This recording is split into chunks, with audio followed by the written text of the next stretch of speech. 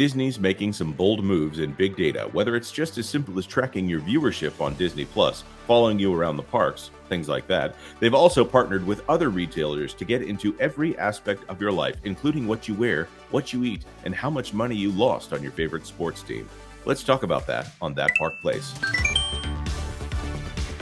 I'm Jonas J. Campbell, an investigative reporter for That Park Place, where we talk about streaming, theme parks, entertainment, and video games. Today, we're talking about Disney and its long history of tracking your data, and how the Walt Disney Company just announced an information sharing agreement with Value Act Capital that interacts with Nintendo, Adobe, Microsoft, and more. Disney is also trying to unify every way you interact with their subsidiaries and partners into a single login to track you and everything about you, to remove as much money as possible from consumers and their families, or more.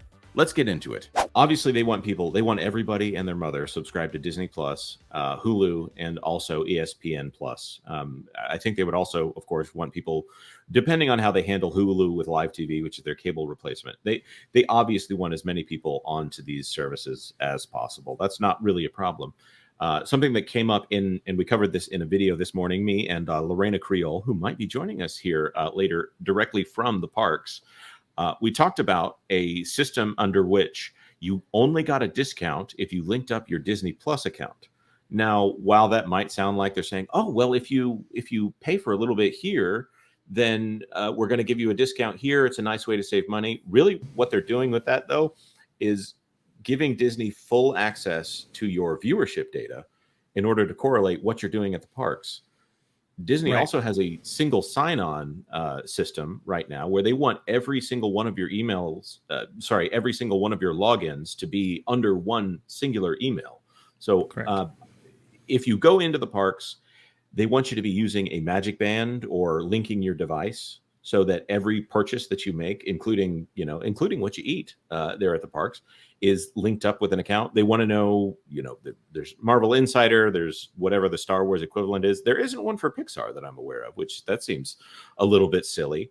But I was looking over the Disney Plus perks page, and you see a lot of stuff that's, win a vacation, enjoy a free discount on the dining plan. Again, this is the one that we're talking about. By the way, look into that video if you want to see why that's not actually a discount. You've just given them all of your viewership data and whatever is linked to that email address for essentially saying that you will in fact spend more money at the parks. But go watch the video for more details there, linking up with an Ubisoft account. This one, though, made me stop. Right. Save 40% on an annual Walmart Plus membership. Just throwing this out there. Hey, Kara, I'm going to throw this to you. What kind of things might you observe from someone if you have access to their Walmart Plus information? Shipping address, card information, all of your purchasing habits. All of your purchasing habits from one of the largest retail chains. They know what food you're buying. And that, they might even know what kind of clothes you're wearing, whether or not you've got a child in the house. Walmart's an everything store,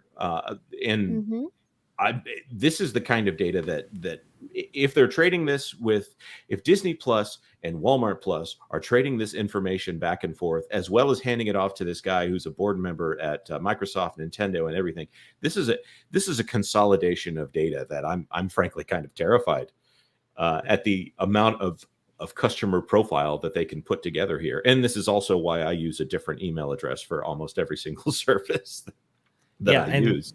Disney has been part of this data collection scheme for quite some time, longer than people would think. I'll say this, probably dating back to the Next Gen project that Culture is so fond of bringing up at every chance right there, and why we don't have Tom Staggs, interesting enough, or at least a reason for it. But that was kind of one of the benefits of bringing along Disney Prime, is that all of these tendrils that the Walt Disney Company has that consumers engage with are, they're unlinked, right? So it's like the Shop Disney, for example, doesn't know that I just went on a cruise, but what if it did? What kind of data could you collect from that? How could these different avenues of the Walt Disney Company, how could they interact with each other? It's all a very fascinating game of chess here.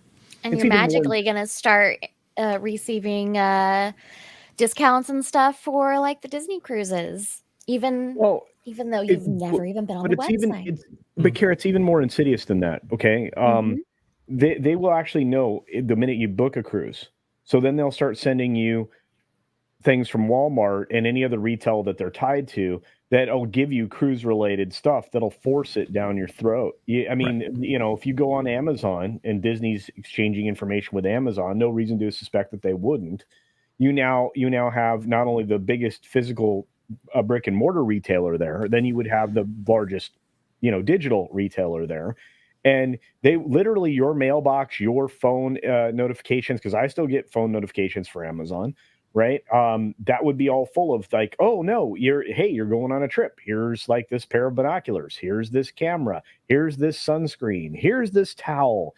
Here's this, be the best dressed. Here's just some swimsuits. Here's, I mean, they just go on and on and on. I mean, it is far more insidious. I mean, we're already enveloped in it, but this would be taking it to the nth degree because they would have advance notice of what your travel plans are, which again, I'm not comfortable anybody knowing when my travel plans are, or where I'm going. Not to mention the fact that will follow you even while you're on your trip. I mean, just like Disney, My Magic Bologna Sausage follows you every freaking where you go in the parks. That's right. This is bad, and it will get worse. So anyway, I took over. I apologize. No, Jonas, that's great. But I've added another one on the screen here. If Disney is all in on sports betting, and they know just how far in the hole you are based off of your recent spending habits. By the way, another Chapek innovation. Yes, putting it out there. Another thing that Bob Iger, while Chapek was doing it, he was like, I don't know that they will ever get involved in betting. This is another reason I thought he was a hatchet They were man. doing surveys back in 2010, 2011, and 2012. So this was well before Chapek was even breathing on being the CEO. This was all Iger. Yes. So they were honestly, at least, again, when you start to see, how do you feel about us having casinos on our cruise ships? How do you feel about, because they were all about that, right? Prior to the third boat coming out, they were really soliciting guests. Post visits, they were asking questions about, what other destinations would you be interested in? What other locations would you like to have a Disney experience in? And they listed Vegas and a few other places. So Disney has been looking into gambling for a very, very long time. Yep.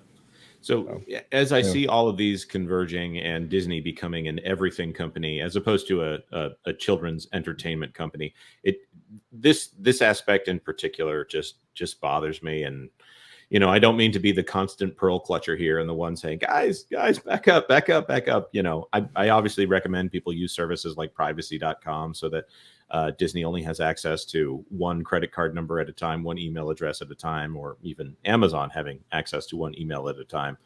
This is the kind of stuff where this high of a profile of how they can get your money, I just don't like it. I would prefer that I go in fresh, that they not know everything about me. Does anybody have anything they would like to throw in here before we move on to maybe a little bit more bright and shinier of a topic? I'll say this. I'm not necessarily opposed to something like Disney Prime that includes all of these services with it. I think you could do some really revolutionary things when it comes to like the theme parks, for example. Maybe getting like, hey, what if you're allotted 6 days a month?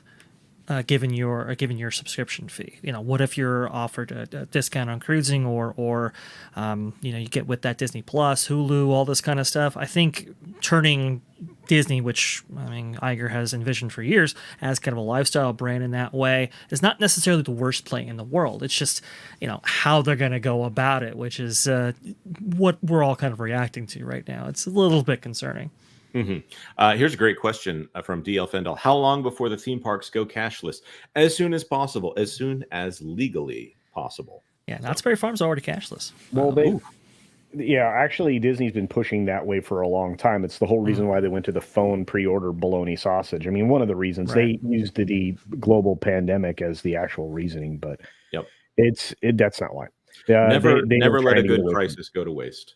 That's right. Thank you so much for watching to the end of the video. Let us know your thoughts in the comment section down below. Do you think that this is something that will outrage customers, or will it follow the usual strategy of people just checking the box on their user license agreements and just leaving it be? Tell us your thoughts, because we would love to know. This clip was part of our now regular Thursday live stream, which starts at noon Eastern time. Of course, if you're not in that time zone, just hit the notification bell if you'd like YouTube to just tell you when that is.